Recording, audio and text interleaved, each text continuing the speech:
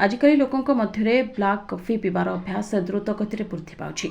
Black coffee स्वास्थ्य ପାଇଁ बहुत लाभदायक बोली विवेचना करा जाଉଛି। यदि कॉफी सीमित परिमाण रे एवं सठिक उपाय पीथांती तेबे यह शरीर को अनेक लाभ प्रदान करे। ब्लैक कॉफी को यकृत ପାଇଁ एक उत्कृष्ट पानीय भाव में विवेचना करा जाए। एथिसह यह मुंडबिंधार मुक्ति दिए एवं मेटाबॉलिज्म त्वरान्वित करे। ब्लैक कॉफी मध्य पाचन शक्ति वृद्धि करिबारे प्रभावशाली प्रमाणित हुए।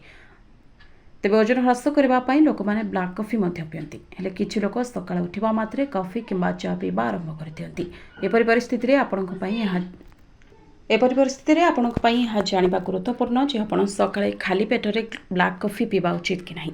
ब्लैक कॉफी पीवार सठिक समय केबे एवं जणे दिन में केते कप ब्लैक कॉफी पी पारिबो ता जानतु। तेबे जदि आपनकर सकाळ उठिबा मात्रे चा किंबा कॉफी पीबार अभ्यास अछि तेबे यह स्वास्थ्य ପାଇଁ भल नहीं। सकाळे खाली पेटरे कॉफी सेवन करबा लाभ बदल क्षति करिपारे। यह गैस, एसिडिटी, पेट फुलिबा, कोष्ठकाठिन्य, खराब पाचन और अन्यान्य मध्य सृष्टि करिपारे। विशेषज्ञों मतरे सकाळे खाली पेटरे ब्लैक कॉफी पीबा ठारो दूरे रहिबा उचित। खाली पेटरे ब्लैक कॉफी पीबार असुविधा। खाली पेटरे कॉफी पीबा द्वारा एसिडिटी होई पारे। कॉफी शरीर रे कॉर्टिसोल हार्मोन को वृद्धि करे जहां स्ट्रेस हार्मोन कहुए। यह कारण टेंशन, स्ट्रेस और मानसिक स्थितिर सम्मुखीन हो पारे। केतेबेले खाली पेटरे कॉफी पीबा द्वारा अनेक समस्या सामना को आसी थाए।